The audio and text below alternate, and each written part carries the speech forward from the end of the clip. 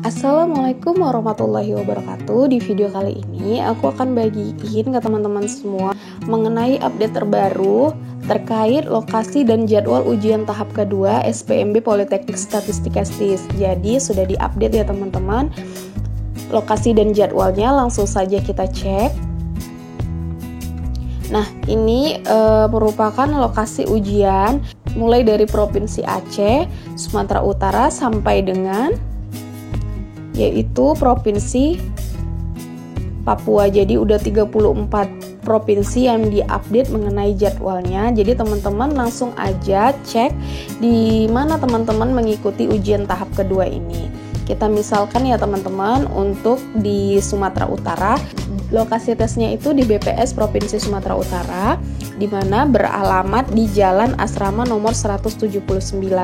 Nah, periode tesnya itu dimulai tanggal 22 sampai dengan 23 Agustus 2020. Mengenai jadwalnya langsung aja kita unduh.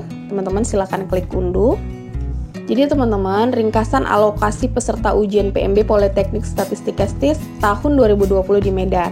Lokasinya itu berada di BPS Provinsi Sumatera Utara, alamatnya di Jalan Asrama nomor 179. Jadi bagi teman-teman yang belum mengetahui alamatnya, langsung aja ya teman-teman cek lokasi, karena ini waktu ujiannya sudah sangat dekat. Kemudian keterangannya itu terdiri dari 2 sesi, yaitu sesi pertama pukul 8.45 sampai dengan 11.00 waktu setempat, sesi kedua 13.45 sampai dengan 16.00 waktu setempat. Jadi teman-teman itu harus sudah paling lambat 60 menit sebelumnya. Jadi jika kalian terlambat, maka kalian tidak diperkenankan mengikuti ujian. Kemudian tanggal 22 Agustus 2020 itu terdiri menjadi 2 sesi, yaitu sesi 1 dan sesi 2. Ruangannya terletak di pengolahan lantai 3. Jumlah pesertanya itu sebanyak 28 orang. Kemudian di tanggal 23 itu hanya terdiri atas 1 sesi, yaitu sebanyak 26 peserta.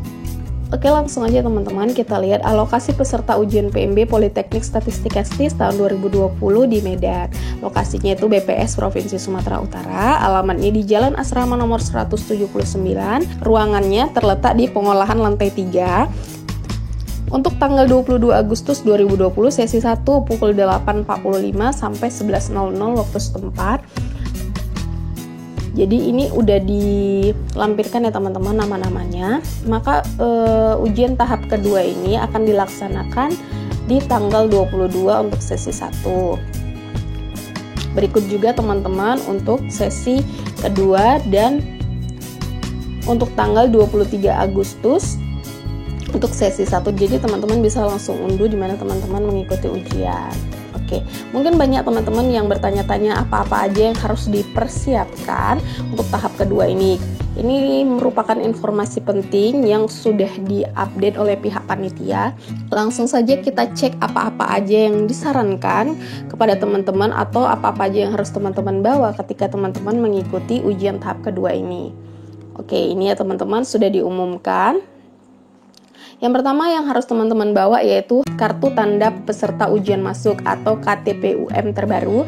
Kedua, kartu identitas resmi peserta pastikan berfoto dan masih berlaku. Ini berupa KTP, resi, SIM, atau kartu identitas lainnya yang memuat keterangan foto teman-teman. Kartu identitasnya harus masih berlaku. Kemudian yang ketiga, form assessment protokol kesehatan. Nah, mungkin banyak teman-teman kita yang bertanya-tanya mengenai form assessment protokol kesehatan ini. Jadi ini belum ada di update atau di upload pihak panitia. Sesegera mungkin pihak panitia akan mengupdate-nya. Untuk yang keempat, ballpoint hitam atau biru untuk teman-teman mengerjakan tes kedua ini.